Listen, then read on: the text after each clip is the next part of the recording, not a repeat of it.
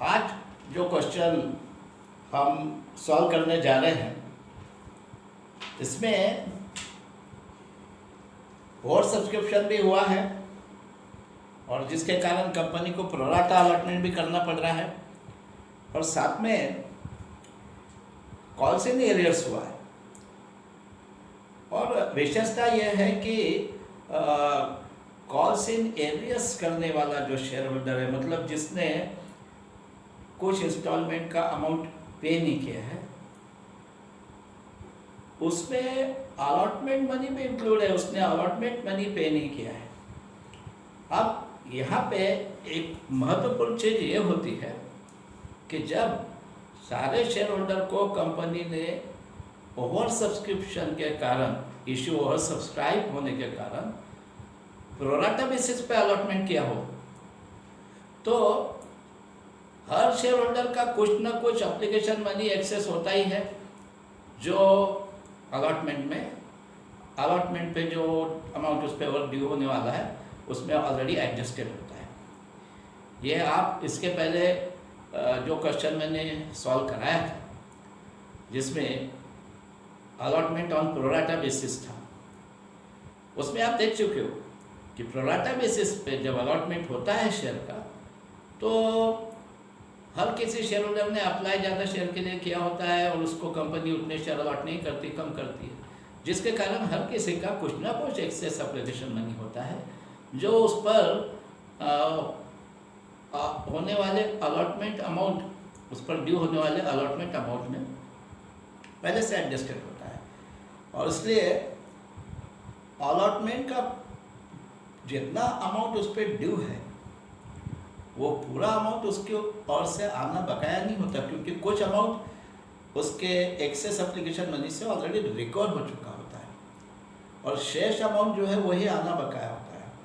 अब यदि ऐसा शेयर होल्डर जिसे कंपनी ने प्रोराटा बेसिस पे अलॉटमेंट किया था और उसका कुछ एक्सेस एप्लीकेशन मनी ऑलरेडी उस पर होने वाले अलॉटमेंट मनी की ड्यू अमाउंट में पहले से ही एडजस्ट हुआ है, तो फिर बाद में यदि वो अलॉटमेंट मनी पे नहीं कर रहा है तो इसका मतलब केवल जो बचा हुआ अलॉटमेंट मनी था उस पर जितना अलॉटमेंट मनी ड्यू हो रहा था उसमें से उसका एक्सेस एप्लीकेशन मनी एडजस्ट करने के बाद जो बैलेंस ऑफ अलॉटमेंट मनी था, बचा हुआ अलॉटमेंट मनी था, ठीक है, वही वो पे नहीं कर रहा है, वही वो पे नहीं कर रहा है।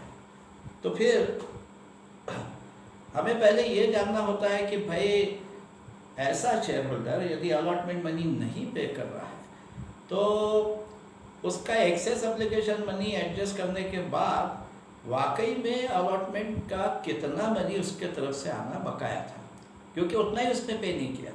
उसने पूरा अलॉटमेंट मनी पे नहीं किया ऐसा कहना गलत होगा, क्योंकि यदि उसे प्रोराटा बेसिस पे अलॉटमेंट हुआ था तो उसका एक्सेस एप्लीकेशन मनी कुछ ना कुछ रहा होगा जो अलॉटमेंट मनी में ऑलरेडी एडजस्टेड होगा। और यदि वो अलॉटमेंट मनी में एडजस्टेड है तो इसका मतलब मैंने जैसा बताया अभी कि पूरा अलॉटमेंट मनी तो उसके ऊपर आना बकाया ही नहीं था, जितना बकाया है वो नहीं पे किया उसने। तो ऐसी कुछ स्थिति आज के भी क्वेश्चन में है, क्योंकि जिस किसी शेयर होल्डर ने अलॉटमेंट मनी नहीं पे किया उसे प्रोराटा बेसिस पे, यहाँ सभी को प्रोराटा बेसिस पे अलॉटमेंट हुआ है, और वो शेयर होल्डर जिसने अलॉटमेंट मनी और फाइनल कॉल मनी नहीं पे किया है, he is also one of them. सारे शेयर होल्डर ऐसे हैं जिनको प्रोराटा बेसिस पे अलॉटमेंट हुआ है, तो वो शेयर होल्डर भी इन्हीं में से एक था, उसे भी प्रोराटा बेसिस पे अलॉटमेंट हुआ था। और इसलिए ये जानना जरूरी है कि उसका कितना एक्सेस एप्लीकेशन मनी था जो पहले से अलॉटमेंट मनी में एडजस्टेड था और कितना आना बाकी था जो नहीं आया उसकी तरफ से। अब पहले हम इस क्वेश्चन को पढ़ लेते हैं। देखिए, Apoorva limited company invited applications for 75,000 equity shares of ₹10 each, payable as ₹4 per share on application, ₹3 per share on allotment, and ₹3 per share on first and final call. Applications were received for 1 lakh shares, and allotment was made to all the applicants on pro rata basis, adjusting their surplus application money towards sums due on allotment. all amounts paid by the shareholders were duly received by the company except allotment and final call money on 300 shares allotted to Mr. X. Past journal entries in the books of the company. देखिए, पहली बात तो यह है कि company यहाँ केवल 75,000 shares issue करना चाहती थी, लेकिन कंपनी के पास 1 लाख शेयर्स के लिए एप्लीकेशन आया, इशू और सब्सक्राइब हो गया। और ऐसे केस में कंपनी ने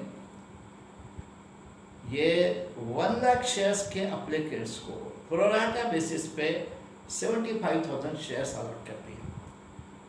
मतलब किसी भी शेयर एप्लीकेंट को टोटली रिजेक्ट नहीं किया,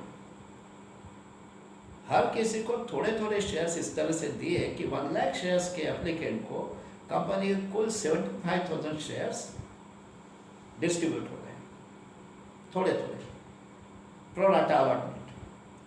और अब यहाँ कंपनी का एक शेयर 10 रुपीज़ का था, तो कंपनी उसे 3 इंस्टॉलमेंट में मंगवा रही है। एप्लीकेशन पर 4 रुपीज़ मंगवा रही है, अलॉटमेंट पे 3, और जो आखिरी कॉल है फर्स्ट एंड फाइनल कॉल उस पर ₹3 पर शेयर। इस तरह कुल 3 इंस्टॉलमेंट में कंपनी 10 रुपीज़ मंगवा रही है। और यहाँ कहा गया है कि सारे इंस्टॉलमेंट जो पेएबल थे शेयर होल्डर द्वारा, उनका अमाउंट कंपनी को मिला तो है, लेकिन except allotment and final call money on 300 share allotted to mister X. मतलब सारे शेयर होल्डर के तरफ से मिला है केवल एक मिस्टर एक्स नामक शेयर होल्डर को छोड़कर, जिसने 300 शेयर्स का, जो कि कंपनी ने उसको अलॉट किए थे, अलॉटमेंट मनी और फाइनल कॉल मनी नहीं पे किया। अब हम पहले ये देखेंगे कि ये जो मिस्टर एक्स है, अब यहाँ कहा गया है कि उसने अलॉटमेंट मनी नहीं पे किया, पर मैंने जैसे पहले बताया कि मिस्टर एक्स भी उन्हीं शेयर होल्डर में से है जिनको कंपनी ने प्रोराटा बेसिस पे अलॉटमेंट किया है, क्योंकि यहाँ सारे शेयर एप्लीकेंट्स को कंपनी ने प्रोराटा बेसिस पे अलॉटमेंट किया है। प्रोराटा बेसिस पे अलॉटमेंट का मतलब ये है कि जितने भी शेयर होल्डर हैं, इन सभी ने अप्लाई ज़्यादा शेयर के लिए किया था, पर कंपनी के पास उतने शेयर्स नहीं होने की वजह से कंपनी ने हर किसी को थोड़े थोड़े शेयर्स दिए। जितने के लिए अप्लाई किया था उतने किसी को नहीं दिए, हर किसी को कम कम शेयर्स दिए। और इसकी वजह से हर किसी का एप्लीकेशन मनी कुछ ना कुछ कंपनी के पास एक्सेस पहुंच गया है। ठीक है, क्योंकि हर किसी ने अप्लाई ज़्यादा शेयर के लिए किया, तो जितने शेयर्स के लिए अप्लाई किया उतने शेयर का कंपनी को एप्लीकेशन मनी भी भेजा है, लेकिन कंपनी ने उतने शेयर अलॉट नहीं किए, कम किए। तो हर किसी का कुछ ना कुछ एक्सेस एप्लीकेशन मनी है, और वो आप जानते हो कि एक्सेस एप्लीकेशन मनी ऐसे केस में क्या किया जाता है, अगले इंस्टॉलमेंट में एडजस्ट किया जाता है। मतलब शेयर होल्डर पे जो बाद के इंस्टॉलमेंट है उसमें जितना अमाउंट ड्यू है उतना अमाउंट शेयर होल्डर से न लेते हुए फिर वो एक्सेस एप्लीकेशन मनी एडजस्ट करके बचा हुआ अमाउंट लिया जाता है। और उस एक्सेस एप्लीकेशन मनी को पहले हम अलॉटमेंट वाले इंस्टॉलमेंट में एडजस्ट करते हैं, और वो इतना ज़्यादा हो कि अलॉटमेंट पे जितना अमाउंट ड्यू हो रहा है शेयर होल्डर पे वो पूरा रिकवर होने के बाद भी कुछ बच जाए, तो आगे के भी इंस्टॉलमेंट में फर्स्ट कॉल में भी एडजस्ट किया जा सकता है।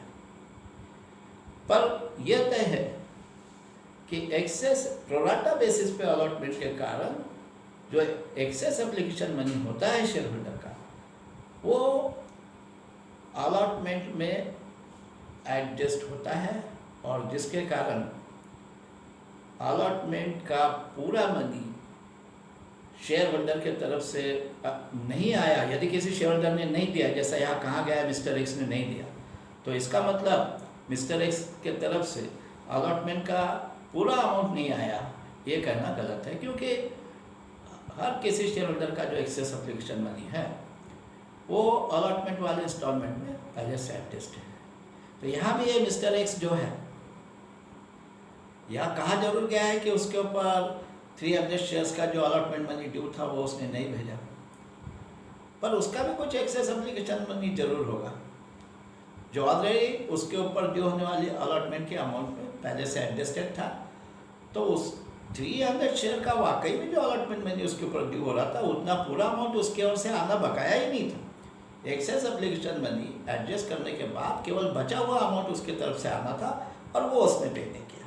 तो हमें पहले वर्किंग नोट में कैलकुलेशन करके ये तय करना होगा कि भाई इस मिस्टर एक्स का एक्सेस एप्लीकेशन मनी कितना था जो इस पर ड्यू होने वाले अलॉटमेंट अमाउंट में पहले से एडजस्ट किया गया होगा, और फिर वो एडजस्ट करने के उपरांत अलॉटमेंट का कितना अमाउंट इसके ऊपर आना बकाया था जो नहीं आया।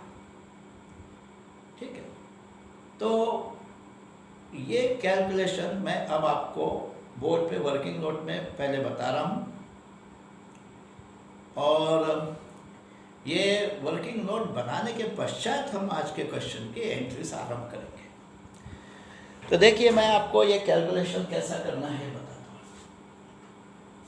देखिए वर्किंग नोट में पहले आपको ये जानना होगा कि इस मिस्टर एक्स ने कितने शेयर के लिए अप्लाई किया होगा, क्योंकि 300 शेयर्स तो कंपनी ने उसको अलॉट किए थे, पर यदि उसे प्रोराटा अलॉटमेंट हुआ है, क्योंकि सभी को प्रोराटा अलॉटमेंट हुआ है, यहाँ इशू और सब्सक्राइब हो गया था, तो ये निश्चित है कि मिस्टर एक्स ने भी अप्लाई ज़्यादा शेयर के लिए किया होगा और कंपनी ने दिए कम है, अलॉट कम किए, तो उसे अलॉट जरूर 300 किए, लेकिन इसका मतलब ये नहीं कि उसने अप्लाई भी 300 के लिए किया था। उसने अप्लाई ज़्यादा शेयर्स के लिए किया, और उसने कितने शेयर्स के लिए अप्लाई किया था ये जानना जरूरी है, ताकि हमें ये पता चले कि उसका एप्लीकेशन मनी कितने शेयर का एक्सेस हुआ था। वो जानने के लिए आवश्यक है कि उसने कितने शेयर के लिए अप्लाई किया था, ये पता किया जाए, मतलब उसका नंबर ऑफ शेयर्स अप्लाइड ज्ञात किया जाए। अब नंबर ऑफ शेयर्स अप्लाइड कैसे ज्ञात करना है, तो देखिए वर्किंग नोट में आप ऐसे दो कॉलम बनाइए, इधर लिखिए अप्लाइड और इधर अलॉटेड। अप्लाइड मतलब नंबर ऑफ शेयर अप्लाइड और अलॉटेड मतलब नंबर ऑफ शेयर अलॉटेड। मैं शॉर्ट में लिख रहा हूँ अप्लाइड अलॉटेड, और फिर यहाँ लिखना टोटल। टोटल मतलब सभी शेयर होल्डर ने कुल मिला के कितने शेयर के लिए अप्लाई किया, total number of share applied मतलब टोटल अप्लाइड। अब यहाँ पे सभी शेयर होल्डर की तरफ से कुल मिला के कितने शेयर्स के लिए एप्लीकेशन आए थे, 1 लाख शेयर्स के लिए, तो टोटल अप्लाइड 1 लाख। और कंपनी ने प्रोराटा बेसिस पे सभी शेयर होल्डर को टोटल कितने अलॉट किए, 75,000, क्योंकि कंपनी के पास 75,000 शेयर थे, तो टोटल अलॉटेड 75,000 शेयर। अब ऐसा लिखने के बाद फिर नीचे यहाँ लिखिए mister x. Mr. X is one of these shareholders who applied for 1 lakh shares and who were allotted 75,000 shares। ये मिस्टर एक्स उन्हीं शेयर होल्डर में से है, उन सारे शेयर होल्डर में से जिन्होंने 1 लाख शेयर्स के लिए अप्लाई किया था और कंपनी ने 75,000 शेयर्स अलॉट किए थे, उनमें से एक मिस्टर एक्स है। तो यहाँ लिख दिया मिस्टर एक्स। अब मिस्टर एक्स का नंबर ऑफ शेयर अप्लाइड आपको पता नहीं, सारे शेयर होल्डर ने टोटल कितने शेयर के लिए अप्लाई किया था वो पता है, वो 1 लाख है, और उनको अलॉट कितने किए थे कंपनी की ओर से सभी को 75,000 वो पता है, वो हमने यहाँ लिख दिया। लेकिन उसमें से मिस्टर एक्स ने कितने शेयर के लिए अप्लाई किया था, उसका नंबर ऑफ शेयर अप्लाइड पता नहीं, तो अप्लाइड के नीचे उसके नाम के सामने लिख दीजिए एक्स, और उसको नंबर ऑफ शेयर अलॉटेड कितना है, कंपनी ने अलॉट कितने किए शेयर वो पता है, वो है 300, तो यहाँ अलॉटेड के नीचे उसके नाम के सामने लिख दिया 300। और अब उसका नंबर ऑफ शेयर्स अप्लाइड निकालने के लिए, number of shares applied by x निकालने के लिए इस तरह का क्रॉस मल्टीप्लिकेशन करें। ये एक्स का मल्टीप्लिकेशन इसके साथ करना और इसका मल्टीप्लिकेशन इसके साथ, और फिर एक्स की वैल्यू निकाली जाए। किस तरह से, ये क्रॉस मल्टीप्लिकेशन किया हमने एक्स का और 75,000 का, तो ये हो गया 75,000 x इज इक्वल टू इस 1 लाख का और 300 का cross multiplication, means 1 lakh multiplied by 300। 75,000 x is equal to 1 lakh multiplied by 300। अब इसको कैलकुलेट कीजिए। देखिए ये 3 0, ये 3 0 मैंने कट कर दिया, ठीक है। इसके बाद इसको मैं 15 से डिवाइड कर देता हूँ, 15 5 का 75, और ये 300 को 15 से डिवाइड किया तो 20, और उसके बाद मैं और 15 बन जाए 15 सॉरी 5 बन जाए 5 हो सकते, ठीक है। तो 100 इंटू 400, ठीक है। इसका मतलब इस x का वैल्यू आ रहा है 400, ठीक है। तो ये अब x हमने किसको एज्यूम किया था, मिस्टर x के नंबर ऑफ शेयर अप्लाइड को। अब यहाँ समस्या ये है कि इस व्यक्ति का नाम भी मिस्टर x है, ठीक है, और हमने उसका नंबर ऑफ शेयर अप्लाइड कितना है उसको भी एज्यूम किया कि वो x है। चलो कोई बात नहीं, हमने ऐसा एज्यूम किया था कि इस मिस्टर x ने जितने शेयर के लिए अप्लाई किया था वो नंबर x है, इस number of shares applied is x, और हमने x का वैल्यू निकाला। अब वो कैसा निकाला मैं फिर एक बार एक्सप्लेन कर देता हूँ।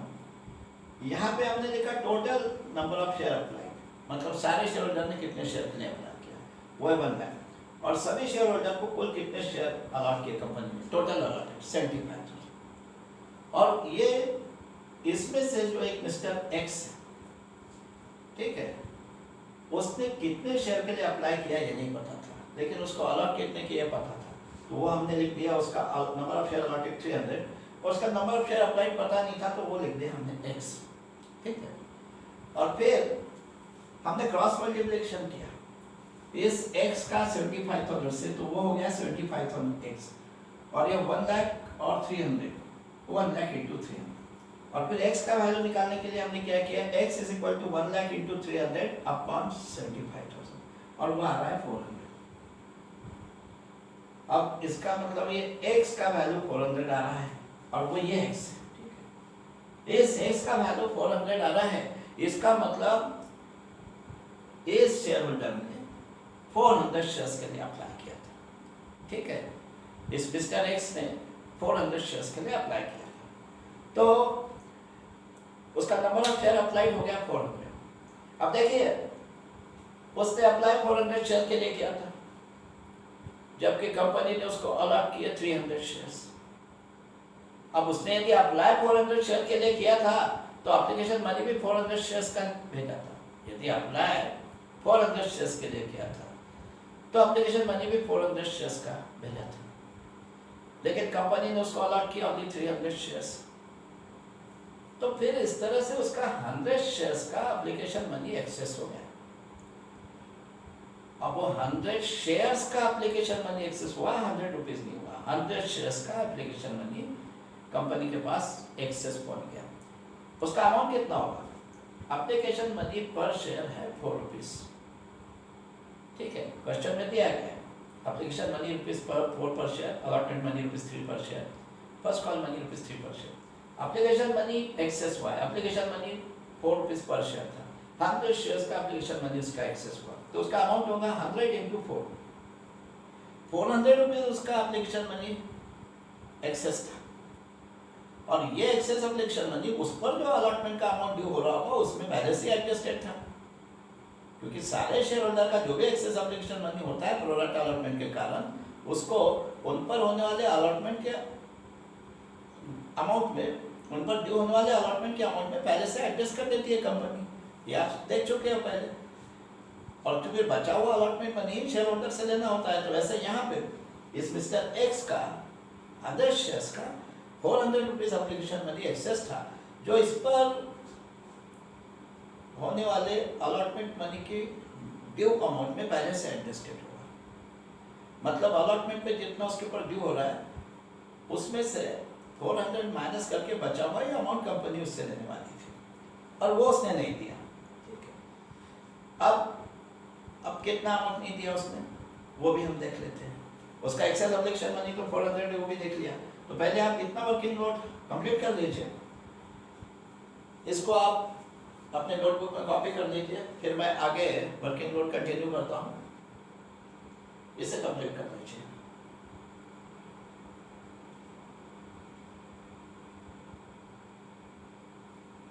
अब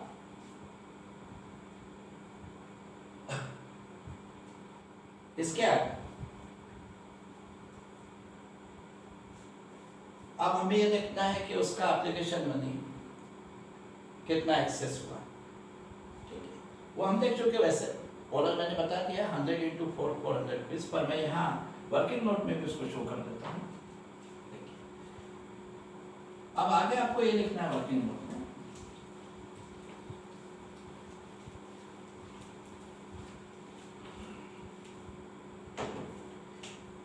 access application money of Mr. X is equal to, अब मैं नीचे लिख देता हूँ, यहाँ जगह नहीं है इसलिए, is equal to 400 शेयर्स, मतलब जितना उसने अप्लाई किया था, माइनस 300 शेयर्स, मतलब जितने उसका अलॉट किए गए। 400 shares minus 300 shares multiplied by ₹4, ठीक है। ये ₹4 क्या है? ये एप्लीकेशन मनी पर share. Excess application money of mister X is equal to 400 shares minus 300 share. ये ऐसा मैंने क्यों लिखा? क्योंकि उसने 400 शेयर्स के लिए अप्लाई किया था, तो एप्लीकेशन मनी 400 शेयर्स का लेना था, जबकि कंपनी ने उसको 300 शेयर्स ही अलॉट की। तो फिर इसका मतलब 100 शेयर्स का एप्लीकेशन मनी एक्सेस हो रहा है, इसलिए मैंने बताया यहाँ 400 shares minus 300 shares means 100 shares. 100 shares का एप्लीकेशन मनी एक्सेस हो रहा है, और एप्लीकेशन मनी पर शेयर था 4, तो 100 इंटू 4 वो हो गया ₹400। इसका मतलब उसका एक्सेस एप्लीकेशन मनी कंपनी के पास 400 पहुंच गया था। अब ये एक्सेस एप्लीकेशन मनी कंपनी ने उस पर जो अलॉटमेंट का अमाउंट ड्यू हो रहा है उसमें एडजस्ट किया था, उसकी वजह से अलॉटमेंट मनी जिसका उससे आना चाहिए था उससे कम आने वाला था। अब हम देख लेते हैं कि कितना अलॉटमेंट मनी उस पर ड्यू था और ये एक्सेस एप्लीकेशन मनी एडजस्ट करने के बाद कितना आना बकाया था। अब हम पहले देखेंगे कि अलॉटमेंट मनी ड्यू कितना था उसमें, तो अब यहाँ पहले लिखेंगे total allotment money due on mister x. अब ड्यू कितना था? ड्यू तो जितने शेयर्स उसको अलॉट किए गए उसी के ऊपर होगा, जितने उसने अप्लाई किया था उसके ऊपर तो नहीं होगा। उसे अलॉट किया था 300 शेयर्स और अलॉटमेंट मनी पर शेयर ₹3 था। देखिए अलॉटमेंट मनी कितना ड्यू हो रहा है उसके ऊपर इसका कैलकुलेशन कर रहे हैं। उसका एक्सेस एप्लीकेशन मनी कितना हो रहा है ये नहीं, एक्सेस एप्लीकेशन मनी तो हम कैलकुलेट कर चुके थे। वो excess application money allotment adjust किया जाएगा ये अलग चीज है, लेकिन अभी फिलहाल हमें ये देख रहे हैं कि अलॉटमेंट मनी ड्यू कितना हो रहा है इस पे, तो हमें उसको जितने शेयर अलॉट किए, नंबर ऑफ शेयर अलॉटेड, उसको अलॉटमेंट मनी पर शेयर से मल्टीपल करना होगा। अब उसको अलॉट किए थे 300 शेयर, तो मैं यहाँ ब्रैकेट में लिख देता हूँ 300 shares multiplied bye ₹3 per share. ₹3 क्या है? अलॉटमेंट मनी पर शेयर, तो टोटल 900 रुपीज उस पर ड्यू है। और हम देख चुके हैं कि उसका ये एक्सेस एप्लीकेशन मनी था 400, जो कंपनी ने ऑलरेडी उस पर ड्यू होने वाले अलॉटमेंट के 900 रुपीज में एडजस्ट किया होगा, ठीक है। और जिसकी वजह से इस 900 जो इनकी अलॉटमेंट मनी उस पर ड्यू हो रहा था उसमें से 400 तो मान लीजिए ऑलरेडी रिकॉर्ड हो गया एक्सेस एप्लीकेशन मनी के कारण, तो केवल 500 ही आना बाकी था, केवल 500 आना बाकी था जो उसने नहीं भेजा, तो उसका अनपेड अलॉटमेंट मनी ऑनली 500 है। वो भी हम यहाँ शो किए देते हैं। हमने पहले लिखा total allotment money due on mister x 900, फिर हम यहाँ लिखेंगे minus is excess application money minus is excess application money already adjusted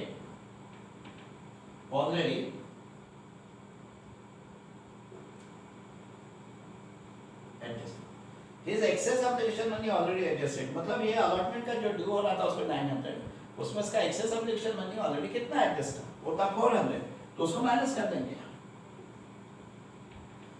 अब 900 उस पे अलॉटमेंट पे ड्यू हो रहा था, अलॉटमेंट के इंस्टॉलमेंट, और 400 उसका excess application money already adjusted था, तो बचा कितना था, ₹500। तो अलॉटमेंट का उसके ऊपर जो बैलेंस अमाउंट जो आना बकाया था वो ऑनली 500 था, और वो नहीं पे किया उसने। यदि क्वेश्चन में ऐसा कहा गया है कि उसने अलॉटमेंट मनी पे नहीं किया, तो ये केवल 500 पे नहीं किया क्योंकि उसने एप्लीकेशन मनी ऑलरेडी ज्यादा बेच दिया था, 400 शेयर्स का बेच दिया था, कंपनी ने उसको 300 शेयर ही अलॉट किए थे, तो उसका 100 शेयर का एक्सेस एप्लीकेशन मनी 400 हो गया था, और वो 400 ऑलरेडी कंपनी ने उस पर जो अलॉटमेंट का अमाउंट ड्यू हो रहा है 900, उसमें पहले एडजस्ट कर दिया था, मतलब उस पर जो अलॉटमेंट मनी ड्यू हो रहा है 900, उसमें से उसके एक्सेस एप्लीकेशन मनी के कारण 400 तो ऑलरेडी रिकॉर्ड हो गया था, तो केवल अब 500 ही आना बकाया था, वो देता भी तो केवल 500 देता, अलॉटमेंट मनी जब कंपनी मानती तो वो केवल 500 देता, लेकिन वो उसने नहीं दी, तो उसका अनपेड अलॉटमेंट मनी ऑनली 500 है जो कंपनी को नहीं मिला। तो यहाँ लिख दीजिए unpaid allotment money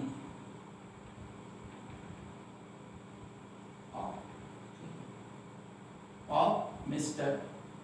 X, unpaid allotment money of Mr. X 500। इसको भी आप अपने वर्किंग नोट में कॉपी कर लीजिए। Excess application money of mister X is equal to 400 shares minus 300 shares, और इसको ब्रैकेट में लिखिए 400 शेयर्स माइनस 300 शेयर इंटू ₹4, इसका मतलब 100 इंटू 4 400। तो मिस्टर एक्स का एप्लीकेशन मनी जो एक्सेस हुआ था प्रोडक्ट अलॉटमेंट के कारण वो था 400। देन उसके ऊपर हमने देखा कि पहले हमने ये देखा कि उसके ऊपर अलॉटमेंट मनी ड्यू कितना हो रहा है, उस समय हमने ये नहीं सोचा कि उसका already 400 excess application money allotment money में एडजस्टेड है।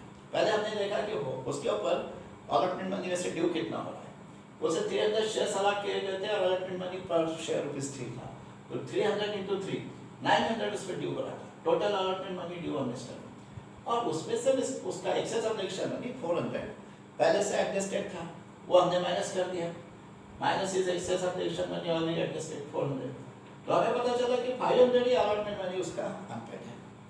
चलिए अब ये तय हो गया कि मिस्टर एक्स का जो अलॉटमेंट मनी कंपनी को नहीं मिला वो है 500। अब हम ये भी देख लेते हैं कि सारे शेयर होल्डर के तरफ से जब अलॉटमेंट मनी बैंक में आएगा तब कितना आएगा, क्योंकि सारे शेयर होल्डर पे भी जितना अलॉटमेंट मनी ड्यू होने वाला है पूरा नहीं आने वाला, क्योंकि सभी का एक्सेस एप्लीकेशन मनी है प्रोडक्ट अलॉटमेंट के कारण, जिसको कंपनी ने अलॉटमेंट के अमाउंट में ऑलरेडी एडजस्ट किया है, वहाँ लिखा है क्वेश्चन में, तो फिर जितना सभी शेयर होल्डर पे ड्यू हो रहा है उतना आने नहीं वाला है, अलॉटमेंट का जितना एक्सेस एप्लीकेशन मनी एडजस्ट किया गया है वो एडजस्ट करने के बाद जो बचा हुआ है वही आने वाला है, और उसमें से भी इस मिस्टर एक्स का 500 नहीं आया। तो फिर हम ये भी कैलकुलेशन कर लेते हैं कि जब अलॉटमेंट मनी बैंक अकाउंट में आया तब एक्चुअली कितना अमाउंट आया। अब मैं इसको मिटा देता हूँ, इसको आप कॉपी कर लीजिए,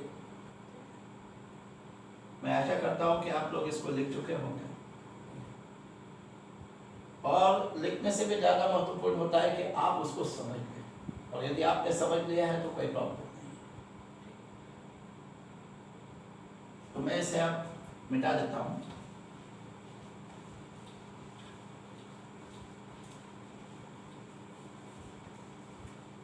अब देखिए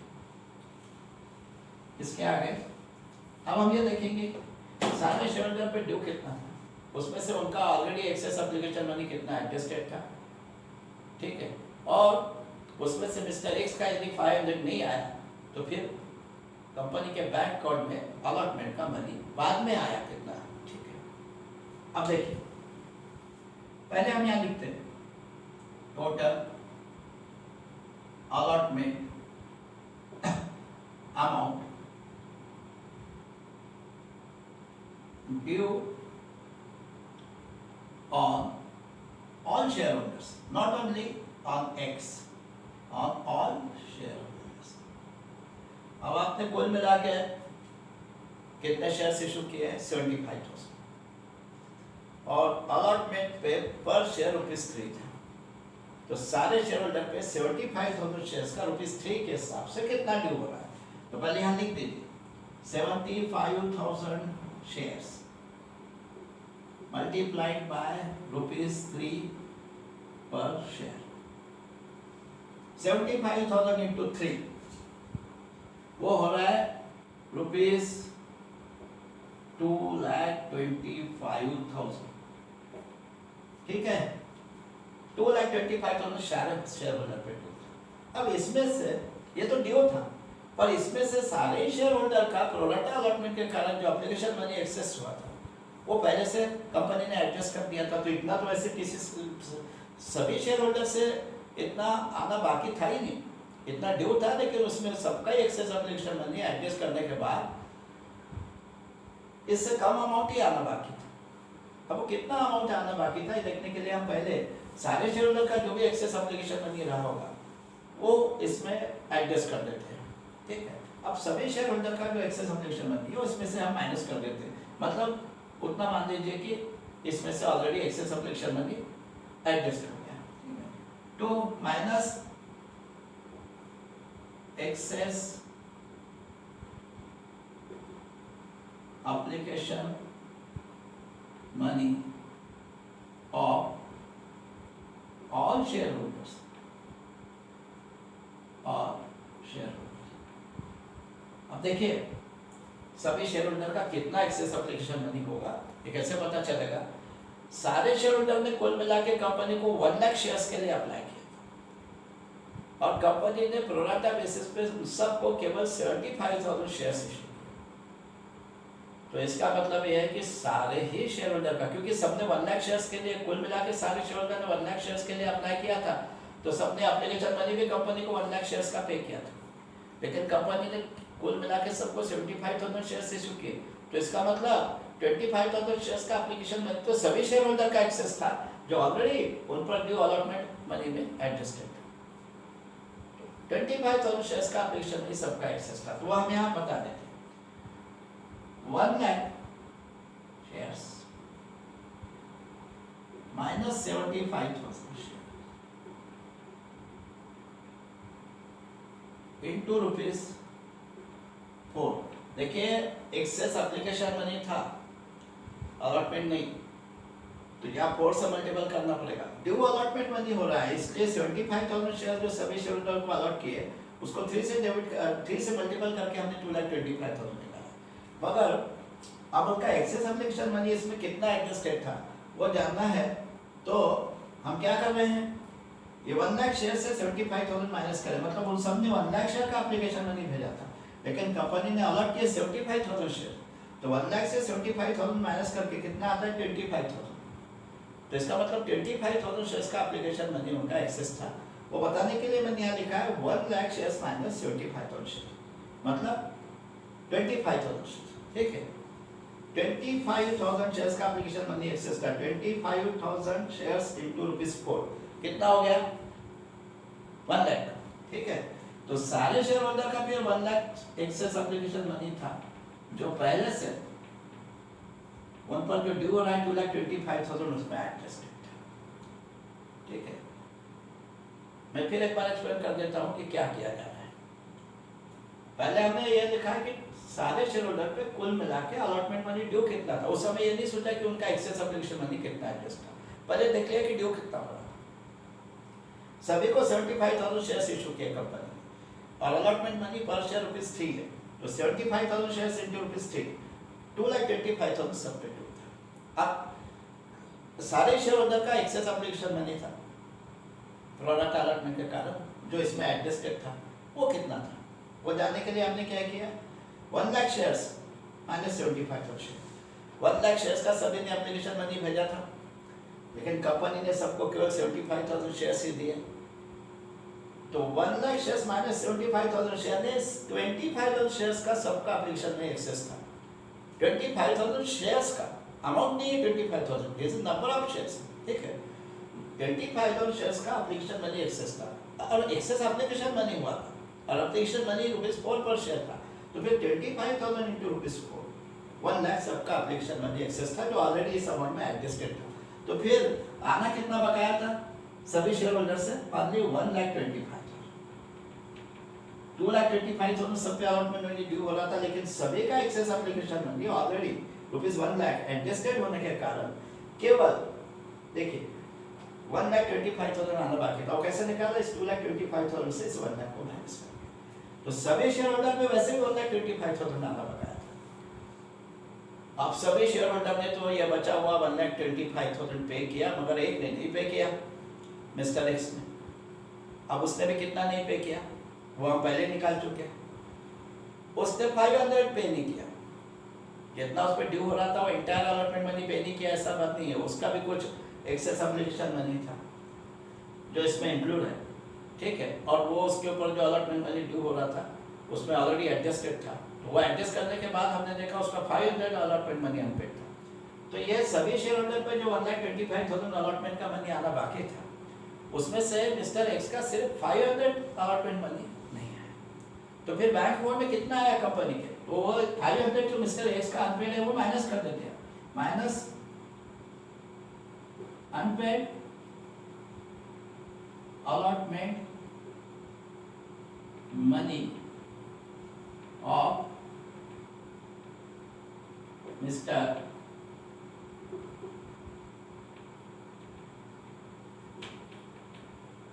unpaid allotment money of mister x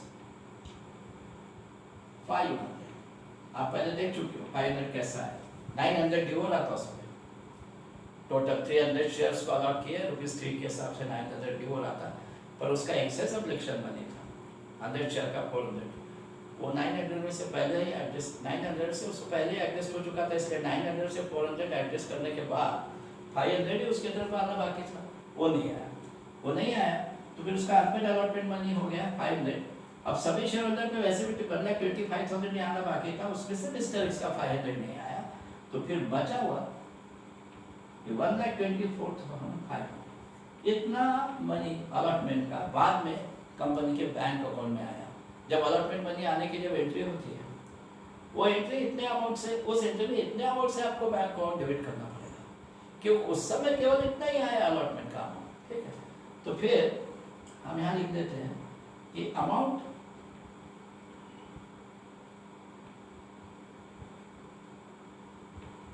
received on allotment।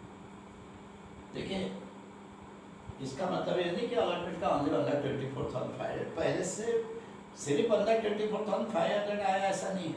वो सभी शेयर होल्डर का ऑलरेडी 1 लाख एडजस्टेड था पहले से एक्सेस एप्लीकेशन में।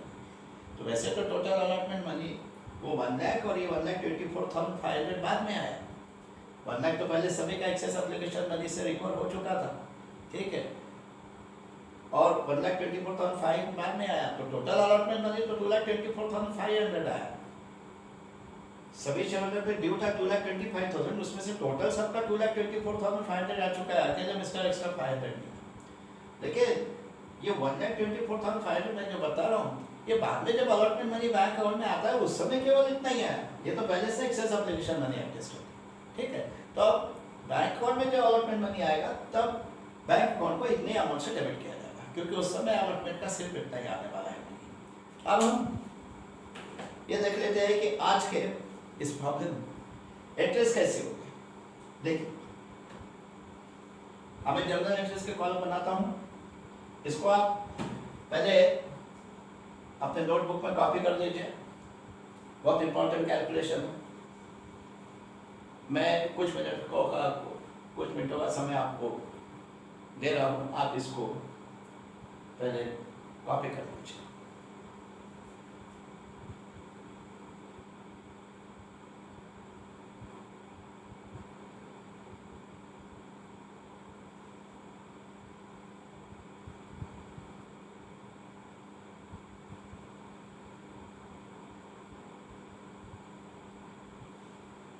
ठीक है, अब मैं जनरल एंट्रीज शुरू करता हूँ।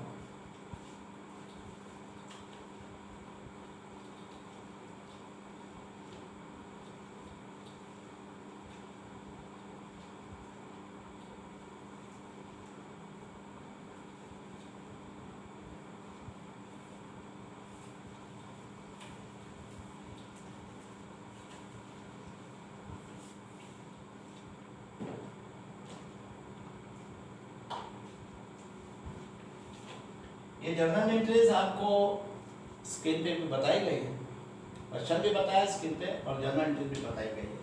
फिर भी मैं यहाँ पे आपके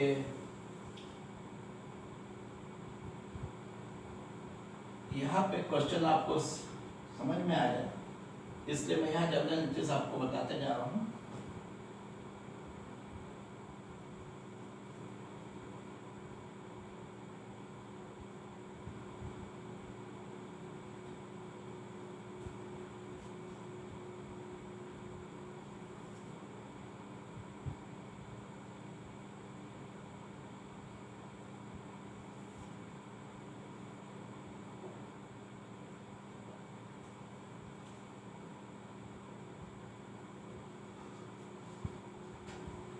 अब देखिए, ये आपके जर्नल के कॉलम बन गए।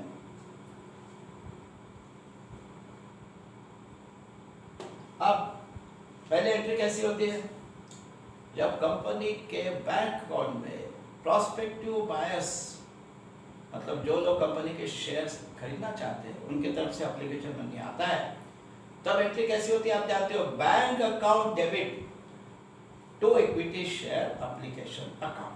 चलो वो एंट्री में हम bank account debit to equity share application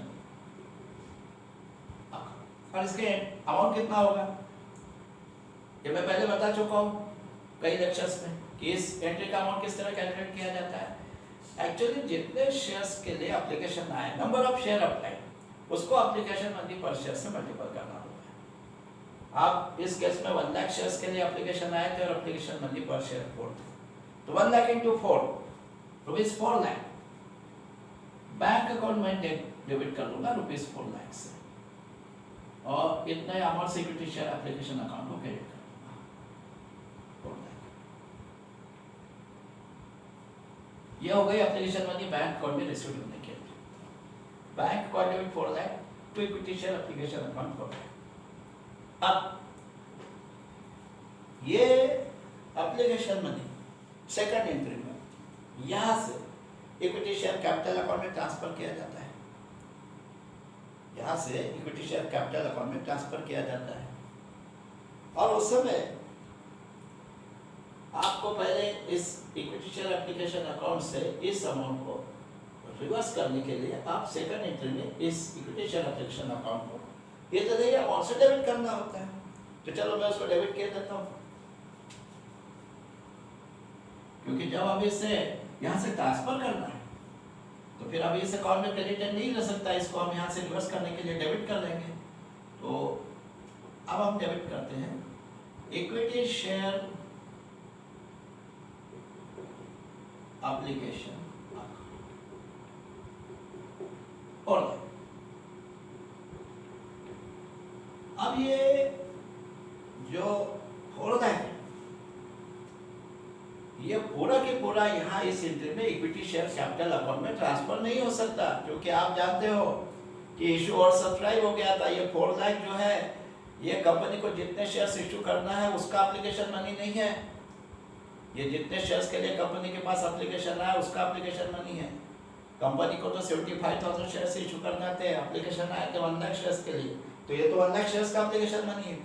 ये पूरा अमाउंट कंपनी का कैपिटल नहीं बन सकता, इसमें से केवल 75,000 शेयर्स का ही एप्लीकेशन मनी कंपनी का कैपिटल बन सकता है जितने शेयर्स कंपनी इशू करना चाहती है। तो फिर 75,000 शेयर्स का एप्लीकेशन मनी तो हम इसमें से इक्विटी शेयर कैपिटल में ट्रांसफर कर देंगे, मतलब उसको इक्विटी शेयर कैपिटल अकाउंट में क्रेडिट कर देंगे। ठीक, तो to equity share capital account.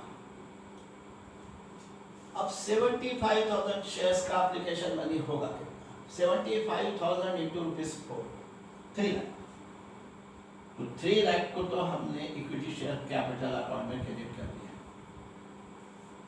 और ये 75,000 शेयर्स का एप्लीकेशन मनी है जितने का शेयर्स कंपनी इशू कर। पर अब कंपनी के पास तो 1 लाख शेयर्स के लिए एप्लीकेशन मनी आया था, कुल 4 लाख। अब उसमें से 3 लाख तो कंपनी के इक्विटी शेयर कैपिटल अकाउंट में ट्रांसफर हो गया, 1 लाख अभी भी बचा है। ये 1 लाख क्यों बचा? ये इसलिए बचा कि यहाँ पे लोगों ने अप्लाई किया था कुल मिला के 1 लाख शेयर के लिए, और कंपनी ने उनको प्रोराटा बेसिस पे ओनली इशू किया 75,000 शेयर। ठीक है, 1 लाख शेयर्स के लिए सभी लोगों ने अप्लाई किया था, एप्लीकेशन मनी भी 1 लाख शेयर्स के लिए भेजा था, और कंपनी ने उनको अलॉट किया ओनली 75,000 शेयर्स। तो सभी का 25,000 शेयर्स का एप्लीकेशन मनी एक्सेस हो गया था, जो हम पहले भी वर्किंग नोट में कैलकुलेशन करते समय देख चुके, और वो था 1 लाख रुपीज। 25,000 शेयर्स का एप्लीकेशन मनी जो एक्सेस हो रहा था, इट वाज रुपीज 1 लाख। वही 1 लाख है ये, जो अभी यहाँ पे इस एंट्री में डिफरेंस क्रिएट कर रहा है, क्योंकि आपने इक्विटी शेयर एप्लीकेशन अकाउंट को तो 4 लाख से डेबिट किया, लेकिन इक्विटी शेयर कैपिटल में ओनली 3 लाख क्रेडिट किया। वो 1 लाख जो यहाँ पे डिफरेंस क्रिएट कर रहा है, वो एक्सेस एप्लीकेशन मनी है। अब उसको हम क्या करते हैं, प्रोराटा अलॉटमेंट के केस में कभी भी शेयर होल्डर्स का जो एक्सेस एप्लीकेशन मनी है, उसको कंपनी वापस करने के बजाय अगले इंस्टॉलमेंट में एडजस्ट करती है। पहले हो चुका है जब मैंने अलॉटमेंट ऑन प्रोराटा बेसिस पर आया था। तो फिर इस 1 लाख को भी जो एक्सेस एप्लीकेशन मनी है सारे शेयर होल्डर का, इसको अगले कॉल में एडजस्ट करेंगे। ठीक है, अगला कॉल कौन सा है? केवल अगले कॉल में एडजस्ट किया जाता है ऐसा नहीं है। यदि एक्सेस एप्लीकेशन मनी बहुत ज्यादा हो, इतना ज्यादा हो कि अलॉटमेंट पे जितना अमाउंट ड्यू हो रहा है शेयर होल्डर पे, वो भी उसमें से रिकवर हो जाए, उसके बाद भी बच जाए, तो उसके बाद के इंस्टॉलमेंट में भी एडजस्ट किया जा सकता है। पर हम पहले देख लेते हैं कि एक्सेस एप्लीकेशन मनी पूरी तरह से अलॉटमेंट में एडजस्ट हो जाता है या वो बचेगा, जिसको आगे की कॉल में भी एडजस्ट करना पड़ेगा। अब एक्सेस एप्लीकेशन मनी 1 लाख है उनका, ठीक है, ये 1 लाख एडजस्ट करना है। अब अलॉटमेंट मनी में एडजस्ट करना है, तो आपको पता है क्या किया जाता है, उस अमाउंट को, एक्सेस एप्लीकेशन मनी के अमाउंट को अभी इसी एंट्री में इक्विटी शेयर अलॉटमेंट अकाउंट में क्रेडिट कर दिया जाता है। तो मैं उसको इक्विटी शेयर अलॉटमेंट अकाउंट में क्रेडिट कर दूंगा। Equity share allotment account 1 lakh.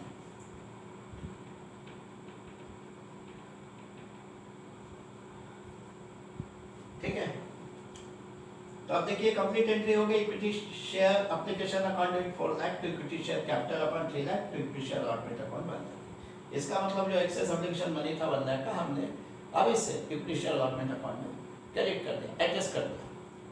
ठीक है, अब एप्लीकेशन मनी की 2 एंट्री हो गई, एक उसमें एक बैंक अकाउंट में आने की एंट्री, और दूसरी उसको इक्विटी शेयर एप्लीकेशन अकाउंट से इक्विटी शेयर कैपिटल अकाउंट में ट्रांसफर करने की, और जो बचा हुआ एक्सेस एप्लीकेशन मनी है शेयर होल्डर का, उसको इक्विटी शेयर अलॉटमेंट अकाउंट में एडजस्ट करना।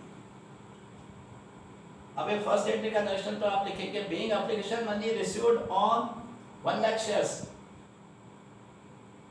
और सेकंड एंट्री का आप नरेशन लिखेंगे being application money of allotted shares transfer to equity share capital account and surplus application money adjusted towards sums due on allotment। surplus application money किसका है? वो सारे शेयरहोल्डर का surplus application money है, क्योंकि उनको प्रोराटा अलॉटमेंट हुआ था। वो कहाँ एडजस्ट कर रहे हैं? अलॉटमेंट पे जो अमाउंट ड्यू हो रहा है उसमें एडजस्ट कर रहे हैं। तो हम ऐसा लिखेंगे कि being application money of allotted share, allotted कितने? 75,000, उसका एप्लीकेशन मनी 3 लाख आप इक्विटी शेयर कैपिटल में ट्रांसफर करना है, और जो एक्सेस एप्लीकेशन मनी है उसको अलॉटमेंट पे जो अमाउंट ड्यू होने वाला है शेयर होल्डर पे उसमें एडजस्ट कर रहे हैं। इसलिए मैं कह रहा हूँ कि नरेशन कैसा लिखना है, being application money of allotted share transfer to share capital account and surplus application money adjusted towards sums due on allotment। ठीक है, अब ये 2 एंट्रीज हो गई। अब इसके बाद अलॉटमेंट मनी ड्यू की एंट्री आप देख लीजिए। एंट्रीज पहले bank account debit 4 lakh to equity share application account 4 lakh and then equity share application account debit 4 lakh to equity share capital account 3 lakh to equity share allotment account 1 lakh. ठीक है, अब इसके बाद अलॉटमेंट मनी जब ड्यू हो रहा है उसकी एंट्री कैसे होगी? अब यहाँ पे अलॉटमेंट मनी में किसी प्रकार का कोई प्रीमियम इंक्लूड नहीं है, क्योंकि आज के क्वेश्चन में शेयर्स प्रीमियम पे इशू नहीं किए जा रहे। तो फिर ऐसे केस में तो आप जानते हो कि जितना अमाउंट अलॉटमेंट का शेयर होल्डर पे ड्यू हो रहा है, उतने अमाउंट से इक्विटी शेयर अलॉटमेंट अकाउंट को डेबिट कर दिया जाता है और उतना ही amount equity share capital account में क्रेडिट कर दिया जाता है। ये होती है अलॉटमेंट मनी ड्यू की एंट्री। तो चलो वो एंट्री मैं यहाँ कर रहा हूँ।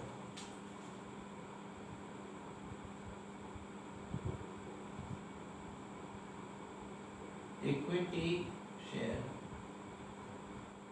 Allotment account debit to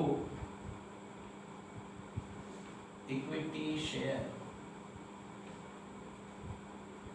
capital account. अब कितना अमाउंट जो है अलॉटमेंट का शेयर होता है, कंपनी ने कुल 75,000 शेयर्स इशू किए और अलॉटमेंट मनी पर शेयर ₹3। तो 75,000 इंटू 3 2,25,000 ड्यू है। ये हम वर्किंग नोट बनाते समय में देख चुके हैं कि अलॉटमेंट का टोटल अमाउंट कितना ड्यू है शेयर होगा। It is 2,25,000। तो हम इक्विटी शेयर अलॉटमेंट अकाउंट को डेबिट कर देंगे 2,25,000 और इक्विटी शेयर कैपिटल अकाउंट को भी उतनी अमाउंट से क्रेडिट कर देंगे। Equity share allotment account with 2,25,000, equity share capital account 2,25,000। ये हो गया अलॉटमेंट मनी ड्यू की एंट्री। इसका नरेशन लिखिए, बिग अलॉटमेंट मनी ड्यू। अब एप्लीकेशन मनी के रिसीव्ड होने से लेकर अलॉटमेंट मनी ड्यू होने तक की सारी एंट्रीज हो गई। अब जब बैंक में अलॉटमेंट मनी आएगा, शेयर होल्डर जब बाद में अलॉटमेंट का इंस्टॉलमेंट जो है वो बैंक अकाउंट में कंपनी के डिपॉजिट करेंगे, तब कैसे एंट्री होती है आप जानते हैं। उस समय bank account debit to equity share allotment account, इस तरह की एंट्री होती है। चलो वो एंट्री मैं यहाँ लिख देता हूँ। मैं ये जो पहले की एंट्रीज है इनको मिटा देता हूँ।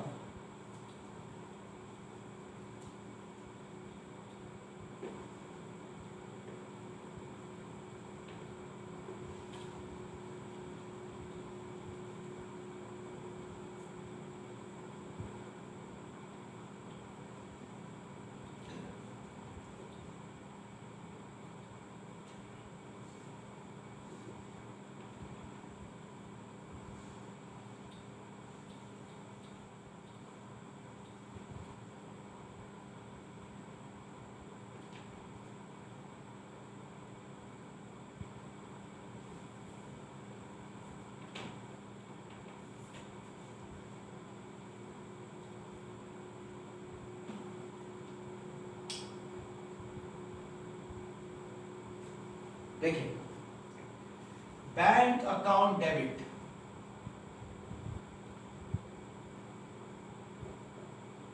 टू इक्विटी शेयर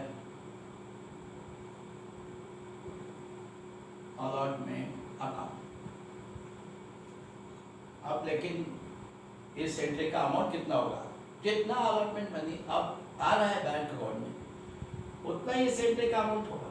और इसका सारा कैलकुलेशन हम वर्किंग नोट में कर चुके हैं कि सारे शेयर होल्डर पे अलॉटमेंट मनी ड्यू कितना था, उसमें से सभी का एक्सेस एप्लीकेशन मनी कितना एडजस्टेड था, फिर सारे शेयर होल्डर पे कितना अलॉटमेंट मनी आउटस्टैंडिंग था, मतलब आना बकाया था, उसमें से फिर मिस्टर एक्स का कितना अलॉटमेंट मनी नहीं आया, और आखिर में फिर बैंक अकाउंट में अलॉटमेंट मनी आया कितना। इसका सारा विस्तार पूर्वक कैलकुलेशन हम वर्किंग नोट में पहले बता चुके हैं। और हमें वहां पे हमने देखा है कि 1,24,500 अलॉटमेंट का अमाउंट बैंक अकाउंट में आया है। ठीक है, वो सारे कैलकुलेशन का निष्कर्ष ये बता रहा है आखिर में कि बैंक अकाउंट में अलॉटमेंट मनी जब आया तब ओनली 1,24,500। तो हम बैंक अकाउंट को केवल 1,24,500 से डेबिट करेंगे जितना एक्चुअली आया है, और इक्विटी शेयर अलॉटमेंट अकाउंट को भी 1,24,500 से क्रेडिट करेंगे। अब देखिए, एक्चुअली अलॉटमेंट में ड्यू तो 2,25,000 था, पर यहाँ ये एंट्री 1,24,500 की हो गई। बैंक अकाउंट में यहाँ आया हुआ दिख रहा है 1,24,500। तो आप लोग सोच रहे होंगे कि 2,25,000 ड्यू था, आया केवल 1,24,500। तो आप लोगों को लग रहा है कि 1,05,000 नहीं आया, पर ऐसी बात नहीं है। 1,05,000 नहीं आया, ऐसी बात नहीं है। 1,00,000 सारे शेयर होल्डर का एप्लीकेशन मनी एक्सेस था, जो ऑलरेडी अलॉटमेंट मनी में एडजस्टेड था। वो पहले से कंपनी के पास आ चुका था, एक्सेस एप्लीकेशन मनी, उसको कंपनी ने अलॉटमेंट मनी में एडजस्ट किया था। और इसलिए अलॉटमेंट पे वैसे भी सारे शेयर होल्डर की तरफ से 1,00,000 कमी आने वाला था। तो फिर वो अमाउंट अभी नहीं आया बैंक अकाउंट में। वो मान लीजिए कि पहले से एक्सेस एप्लीकेशन मनी कंपनी के पास पड़ा ही हुआ था। उस एक्सेस एप्लीकेशन मनी से अलॉटमेंट का जो ड्यू हो रहा था 2,25,000 शेयर होल्डर पे, उसमें का 1,00,000 एक्सेस एप्लीकेशन मनी से रिकवर हो गया था। केवल 1,25,000 ही आना बाकी था। उसमें से मिस्टर एक्स का 500 नहीं आने के कारण अब बैंक अकाउंट में इस समय 1,24,500 ही आया हुआ दिखाई दे रहा है।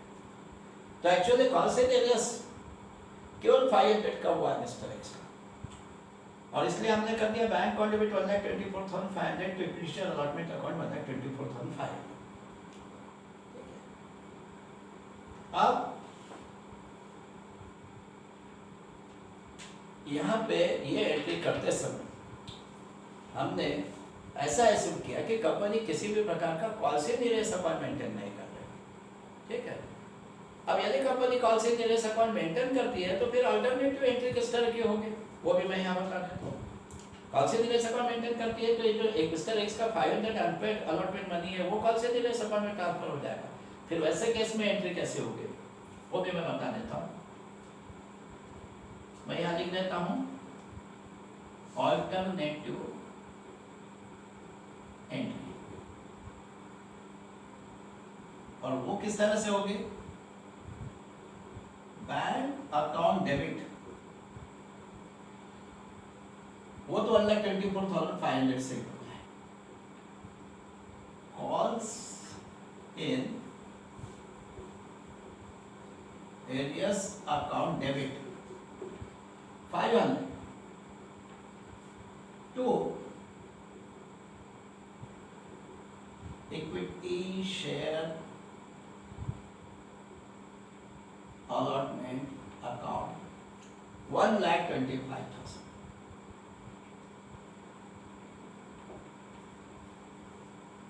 देखिए यहाँ हमने जब हम ऐसा मान के एंट्री कर रहे थे कि भाई कोई पॉलिसी निवेश अकाउंट कंपनी मेंटेन नहीं कर रही है, तो हमने बैंक अकाउंट को डेबिट 1,24,500 से किया था और इक्विटी शेयर अलॉटमेंट अकाउंट को उसके अगेंस्ट पे 1,24,500 से क्रेडिट भी किया था। तो अब वहाँ कैसी स्थिति हो रही थी, आप अगर सारी जर्नल एंट्रीज को गौर से देखेंगे तो आप ये पाएंगे कि हमने सेकंड एंट्री में already equity share allotment account को क्रेडिट कर रखा है 1 लाख से, ठीक है। और उसके बाद अभी और यहाँ क्रेडिट किया 1,24,500 से। तो टोटल अगर इक्विटी शेयर अलॉटमेंट अकाउंट का जो लेजर अकाउंट है उसकी आप कल्पना करेंगे तो उसके क्रेडिट साइड में पहले 1 लाख आ चुका है और 1,24,500 आ चुका है। तो क्रेडिट की टोटल हो गई 1,24,500 और उसको ड्यू की एंट्री में हमने क्रेडिट की टोटल हो गई 2,24,500 नॉट 1,24,500। पहले सेकंड एंट्री में ऑलरेडी 1 लाख से क्रेडिट किया, अभी और 1,24,500 से क्रेडिट किया, तो उसके क्रेडिट साइड की टोटल हो गई 2,24,500। और जबकि हमने उसको अलॉटमेंट मनी ड्यू की एंट्री में डेबिट किया था 2,25,000 से, तो उसका डेबिट साइड में 2,25,000 है और क्रेडिट साइड में टोटल है 2,24,500। वो अकाउंट क्लोज नहीं हुआ। डेबिट में 2,25,000 टोटल है, क्रेडिट में 2,24,500। तो वो अलॉटमेंट अकाउंट क्लोज इसलिए नहीं हो रहा कि वो 500 का डेबिट बैलेंस बता रहा है, वो इसलिए बता रहा है कि मिस्टर एक्स का 500 अलॉटमेंट मनी अनपेड है, वही वहाँ बैलेंस दिख रहा है। पर यदि आप उस 500 के बैलेंस को जो इक्विटी शेयर अलॉटमेंट अकाउंट में अभी दिख रहा है, डेबिट साइड में सरप्लस दिख रहा है, ठीक है, उसको यदि पॉलिसी निवेश अकाउंट में ट्रांसफर कर देती है कंपनी तो फिर ऐसी एंट्री हो रही है बैंक अकाउंट डेबिट 1,24,500, पॉलिसी निवेश अकाउंट डेबिट 500, तो इक्विटी शेयर अलॉटमेंट अकाउंट 1,25,000। इस केस में क्या हो गया कि इक्विटी शेयर अलॉटमेंट अकाउंट तो अब क्लोज होगा ऐसा दिखाई दे रहा है। फिर वही देखिए, आप सेकंड आप ऑब्जर्व कीजिए सारी जर्नल एंट्रीज को। सेकंड एंट्री में आप already equity share allotment account को 1 लाख से क्रेडिट कर चुके, वो जो एक्सेस एप्लीकेशन मैंने था शेयर होल्डर का। उसके बाद अब यहाँ आपने फिर से उसको 1,25,000 से क्रेडिट कर दिया, तो इक्विटी शेयर अलॉटमेंट अकाउंट के क्रेडिट में 1 लाख प्लस 1,25,000 2,25,000 क्रेडिट के टोटल हो गए। और उसको ड्यू की एंट्री में आपने 2,25,000 से डेबिट भी किया था, तो उसका डेबिट में 2,25,000, क्रेडिट में 2,25,000। तो एक दृष्टि से इस एंट्री की दृष्टि से तो equity share allotment account close हो गया, लेकिन वो क्लोज हो गया इसका मतलब ये नहीं कि अलॉटमेंट का पूरा अमाउंट आ गया। वो जो मिस्टर एक्स का अनपेड अलॉटमेंट मनी था 500, वो यहाँ से कॉल्सिनियस अकाउंट में ट्रांसफर करने के कारण equity share allotment account close हुआ, और वो 500 अब कॉल्सिनियस अकाउंट में डेबिट बैलेंस लिखा है। तो ये मैंने बैंक अकाउंट में अलॉटमेंट मनी रिसीव होने की एंट्री दोनों तरह से बता दी। कंपनी यदि कॉल्सिनियस अकाउंट मेंटेन करती है तो कैसी होगी, और नहीं करती है तो कैसी। अब इसके बाद फर्स्ट कॉल मनी ड्यू हो रहा है। आप जानते हो फर्स्ट कॉल ही फाइनल कॉल है। यहाँ पे कंपनी अपने जो 10 रुपए का उनका शेयर था, उस 10 रुपए को 10 रुपीज को केवल 3 इंस्टॉलमेंट में मंगवा रही है। तो अब लास्ट कॉल है फर्स्ट एंड फाइनल कॉल, जिसपे ₹3 पर शेयर ड्यू है। और first and final call due की एंट्री कैसी होती है,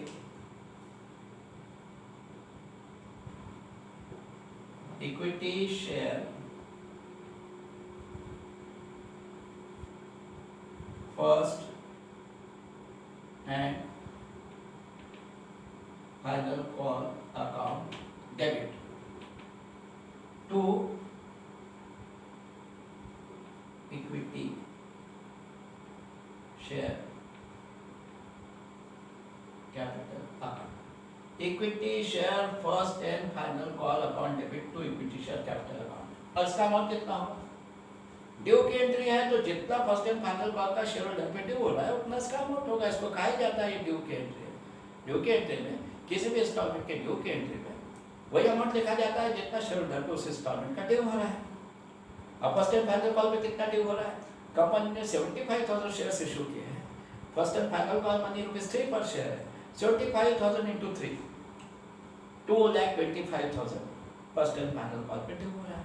तो हम equity share first and final call account को डेबिट कर देंगे 2,25,000 से, और इक्विटी शेयर कैपिटल अकाउंट को उतने अमाउंट से क्रेडिट कर देंगे। यह हो गई फर्स्ट कॉल मनी ड्यू की entry. Equity share first and final call account debit 2,25,000 to equity share capital account 2,25,000। First call money due तक की सारी एंट्रीज होते हैं। अब ये फर्स्ट कॉल मनी जब बैंक अकाउंट में आएगा, फिर से समस्या है, मिस्टर एक्स ने अलॉटमेंट मनी भी नहीं दिया और फर्स्ट कॉल मनी भी नहीं दिया, उसके पास 300 शेयर्स। अब उसका फर्स्ट कॉल मनी न आने के कारण जितना अमाउंट यहाँ शेयर होल्डर पे ड्यू था उतना नहीं आ रहा बैंक अकाउंट में, कम आ रहा है। अब उसका अनपेड फर्स्ट कॉल मनी कितना है वो देखना होगा। अब 300 शेयर्स कंपनी ने उसको अलॉट किए और फर्स्ट कॉल मनी है पर शेयर 3 रुपीज, तो 300 शेयर्स का 300 into 3 900 रुपीज उसका फर्स्ट कॉल मनी नहीं आया। तो फिर इसमें से 900 कम आया, तो बैंक अकाउंट में जब हम डेबिट करेंगे इस 2,25,000 में से 900 माइनस करके जो अमाउंट आएगा वो डेबिट करेंगे, क्योंकि उतना ही अमाउंट बैंक अकाउंट में आ रहा है। और दूसरी बात, किसी भी शेयर सारे शेयर होल्डर को प्रोराटा अलॉटमेंट किया गया था, सभी का एक्सेस एप्लीकेशन मनी था कुछ ना कुछ, मिस्टर एक्स का भी था, लेकिन आप देख चुके कि सारे शेयर होल्डर का जो भी एक्सेस एप्लीकेशन मनी था वो केवल अलॉटमेंट में ही एडजस्ट होकर रह गया था। वो बहुत ज़्यादा नहीं था, वो केवल 1 लाख रुपए था, 1 लाख, और अलॉटमेंट पे ही अकेले अलॉटमेंट पे ही सारे शेयर होल्डर पे 2,25,000 ड्यू हो रहा था, तो 1 लाख तो पूरा अलॉटमेंट में एडजस्ट हो गया था, है ना। तो उसमें से एक्सेस एप्लीकेशन में से कुछ बचा नहीं था जो फर्स्ट कॉल में एडजस्ट हुआ हो। ऐसा हुआ रहता तो फिर हमें मानते थे कि जितना एक्स पे ड्यू हो रहा है फर्स्ट कॉल मनी वो पूरा ही उसने पे नहीं किया, ऐसी बात नहीं है। उसमें से भी कुछ excess application money already adjusted होने के कारण हो सकता है कि जितना ड्यू था उस पर उतना आना बाकी नहीं था, और जितना आना बाकी था उतना इसने पे नहीं किया। पर हमें पता है कि यहाँ सारे शेयर होल्डर का एक्सेस एप्लीकेशन बनी, केवल अलॉटमेंट में एडजस्ट हुआ था, उसके बाद बचा ही नहीं था। तो फर्स्ट कॉल का तो सारे शेयर होल्डर पे जितना ड्यू था वो पूरा ही आना बकाया था। तो एक्स पे भी जितना ड्यू था 900 रुपीज़, 300 शेयर्स का ₹3 के हिसाब से वो पूरा ही आना बाकी था और वो नहीं आया। तो फिर इस अमाउंट में से 900 कम आया। तो फिर आप जब बैंक अकाउंट को डेबिट करेंगे तो इसमें से 900 कम करके डेबिट करेंगे। अब वो भी एंट्री में यहाँ कर देता हूँ।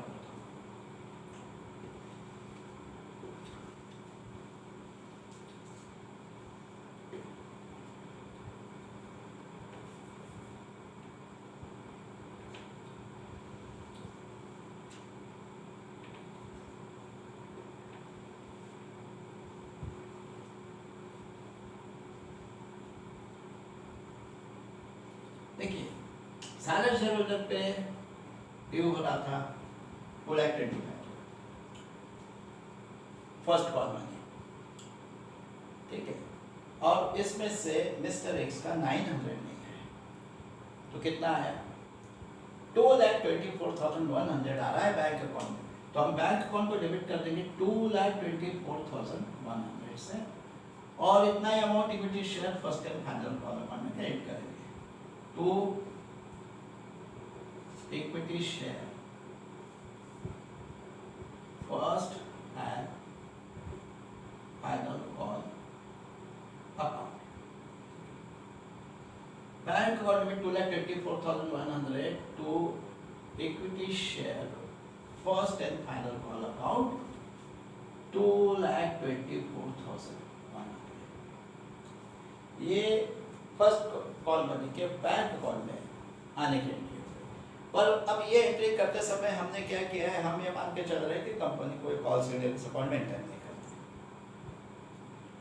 और इसलिए अगर आप इस equity share first and final call का जो लेजर अकाउंट है उसकी कल्पना करेंगे तो आप पाएंगे कि ड्यू की एंट्री में इस अकाउंट को हमने 2,25,000 से डेबिट किया, यानी उसके डेबिट में 2,25,000, और अब उसको क्रेडिट कर दिया 2,24,100, तो उसके क्रेडिट में आ गया 2,24,100, डेबिट में 2,25,000, क्रेडिट में 2,24,100। अकाउंट क्लोज नहीं हुआ, 900 का डेबिट बैलेंस बता रहा है कि स्ट्रेट डेबिट बैलेंस ऑफ 900, और वो इसलिए कि मिस्टर एक्स ने फर्स्ट कॉल मनी 900 पे नहीं किया, वही 900 वहाँ बैलेंस है। अब यदि कंपनी कॉल से नहीं रेस अकाउंट मेंटेन करती है तो स्थिति कैसी होगी? देखिए उस केस में जो अल्टरनेटिव एंट्री होगी वो किस तरह होगी, मतलब यदि कंपनी कॉल से नहीं रेस अकाउंट मेंटेन कर रही है तो उस केस में अल्टरनेटिव एंट्री किस तरह होगी? देखिए मैं यहाँ लिख देता हूँ अल्टरनेटिव एंट्री। अब उसमें भी बैंक अकाउंट तो इतने अमाउंट से डेबिट होगा 2,24,100, बैंक अकाउंट डेबिट 2,24,100। लेकिन आप जानते हैं कि इसमें फिर एक और अकाउंट आपको डेबिट करना पड़ेगा, कॉल्स इन एरियर्स अकाउंट, और वो कॉल्स इन एरियर्स अकाउंट कितने अमाउंट से डेबिट होगा? जितना कि इस इंस्टॉलमेंट का अनपेड अमाउंट है, और वो है मिस्टर एक्स का 900 रुपीज। तो फिर कॉल से एरियर्स अकाउंट को डेबिट कर देंगे 900 से, और ये दो अकाउंट डेबिट कर दिए फिर हमने अल्टरनेटिव एंट्री में, बैंक अकाउंट डेबिट 2,24,100, कॉल से एरियर्स अकाउंट डेबिट 900, और इन दोनों अकाउंट के अगेंस्ट में फिर हम इस equity share first and final account को यहाँ पे क्रेडिट कर देते हैं to equity share first and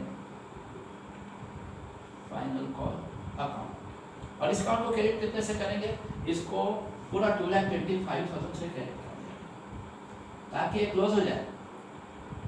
close हो जाए इसका मतलब ये नहीं है कि फर्स्ट एंड फाइनल कॉल का पूरा अमाउंट आ गया, मिस्टर एक्स का 900 नहीं आया, पर क्योंकि वो 900 अब इस अल्टरनेटिव एंट्री हम कॉल से देने अकाउंट में डेबिट कर चुके, ये सोच कर के कंपनी एक कॉल से देने अकाउंट मेंटेन करती है, तो फिर अब वो 900 इस equity share first and final call account में बैलेंस नहीं दिखना चाहिए, करके इस अकाउंट को हमने जैसे ड्यू की एंट्री में यदि ये 2,25,000 से डेबिट हुआ था तो इसको आप क्रेडिट में 2,25,000 से कर दिया,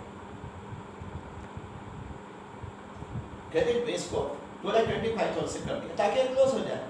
ठीक है, तो अब ये अकाउंट आपको अगर इस एंट्री की दृष्टि से देखेंगे तो क्लोज हुआ दिखाई देगा। ड्यू की एंट्री में 2,25,000 से डेबिट किया था और इस एंट्री में क्रेडिट भी उतने अमाउंट से कर दिया। ठीक, और उसका रीज़न ये है कि जो अनपेड अमाउंट था उसको हमने कॉल सीनियर्स अकाउंट में ट्रांसफर कर दिया। तो अब कुल मिला के एंट्री कैसी हो गई, bank account debit 2,24,100, call in arrears account debit 900 to equity share first and final call account 2,25,000। ये है first and final call money की बैंक अकाउंट में रिसीव होने की एंट्रीज दोनों तरह से करके बता दी मैंने आपको। एक, यदि company call in arrears account maintain नहीं करती है तो कैसी होगी, बैंक अकाउंट में 2,24,100 to equity share first and final call account 2,24,000। और दूसरी, यदि company call in arrears account maintain करती है तो कैसी एंट्री होगी। ठीक है, alternative bank account debit 2,24,100, call in arrears account debit 900 to equity share first and final call account 2,25,000।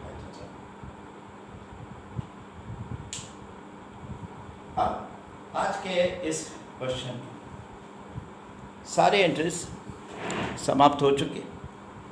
ये क्वेश्चन आज यहाँ पे पूरा हो चुका है। अब अगले लेक्चर में हम ऐसा कोई क्वेश्चन देखेंगे जिसमें कंपनी अपने शेयर्स प्रीमियम पे भी इशू कर रही है, ओवर सब्सक्रिप्शन भी हुआ है और उसकी वजह से कंपनी को प्रोराटा अलॉटमेंट भी करना पड़ा है और कॉल सीनियर्स भी हुआ है। तो उसके लिए अगले लेक्चर तक प्रतीक्षा करें। धन्यवाद।